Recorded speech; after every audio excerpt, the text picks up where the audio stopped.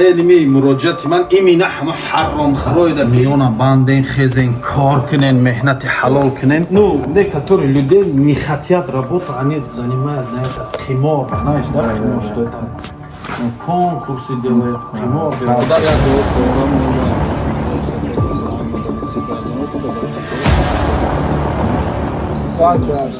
گوش کنید مردم اولا سلام علیکم و رحمت الله و برکاته اینا علمی مراجعت من ایمینه همه حرام خرویده که خیلی حرام قطعه مختش دگیم میبرین تا او پولی که در راه قمار صرفش میکنین و بلد میخرین و اور چیم چی ایکس بت میزنین نیخه مهنت حلال کنین نه 4 بقچه 5 بقچه را میگیری در غلط میبندی بونی میکنی در او پولی که در او کنکورس و قمار صرف میکنی دیدین بقچه را اما اینیم بقچه ها انشاءالله که مایده یقیت میکشیم کافه بودان میگیریم نگاه کنیم برادرای عزیز چی خیلی داری چیکار میکنی همین خیسوزه نگاه کنیم برادرای عزیز برای چی ایمینه من همین ویدیو را کلسیم همین جای یک برادر ازبک زبانی که ما همین مولا همین برادر نو بسته همین قدر پولداری و همین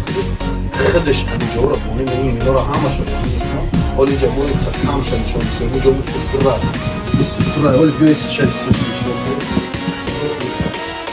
اینجا دا اینه که ایستش نشان این اینجا دا همه نو بسته همه این قدر مولداریش همین قدر مولداریش اینجای برادر با خودش قطعه میکنه خودش همینجا حتی اویلاش قطعه میونن باندین خیزین کار کنین مهنت حلال کنین اتف کنه که چشم زد مهنت حلال کنین خیزین کار کنین مهنت حلال کنین انشاءالله الله برکت شمت ارزوی او پل حرام قطعه بایشوی را نکنین الله شاید ایکو نه در دنیا برکت شما بینید در دنیا که انیق جواب سوال شمت انشاءالله در نزد الله برای که در اینا الله حرام گفته گه در قرآن در سوره مائده اینا با اهل علم خوب میدونن آیه 90-91 درباره حرام بودن همین خمر لیکن این دنیا دا برکت نمیبینین هر چیزی حرام خزین کار کنین لوی نگین میونم باندین خزین مستحکم برای کار کنین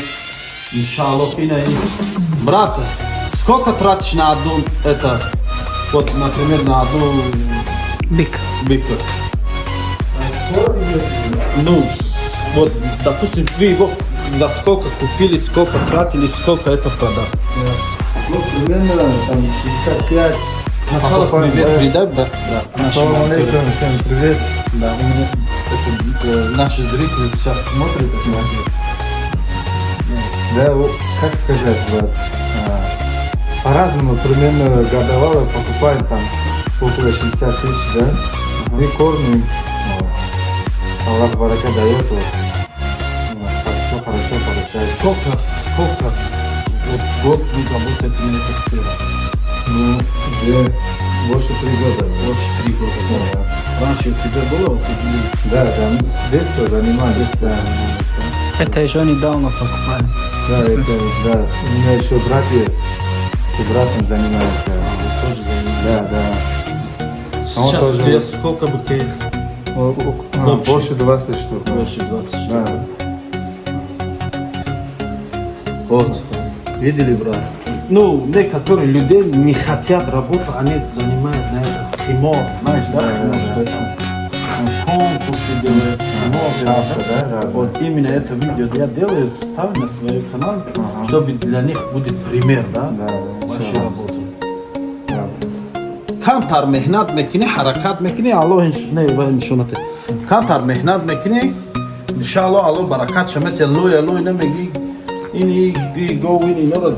گفتیم به کار مشکلی نمیکنی لباسای کهنه رو بپوشی میخزی کمتر مهنت میکنی پول حلال زندگی حلال مهنت حلال انشاءالله با الله برکت شمیتی بود هم ثواب هم اون دنیا دم انشاءالله که برای این قدر زحمتات پاداش میگیری به پاداش نمیمونه اینا ما اومدیم همراه برادرای جا یک بقچه گرفتیم کشتیم برای گذراندن عکسای کزان کباب و برای کردن ششلیکو ششلیکوی شما رو میشنین میزنید که یه قدر قریب 300 کیلومتر اومده ما چند کیلومتر اومده؟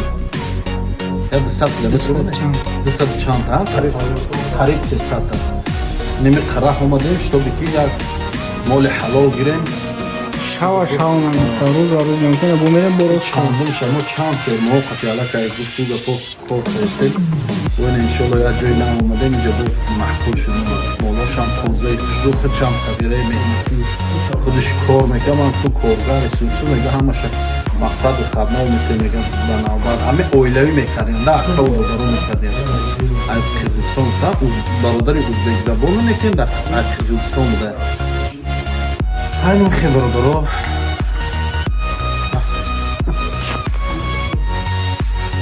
اینا برادرای عزیز الحمدلله ما گرفتیم یا بخشرا میریم اخیرای سفر دیم برادر یا دو کمورا مو یا روی سفر مولی که گرفتیم خدا برکت شده تا همه اکرم الله برکت بکنم در زندگی در کسب کنید در همه الله سیده برکت شده مرحمت کنه بیوی برادران میگم الله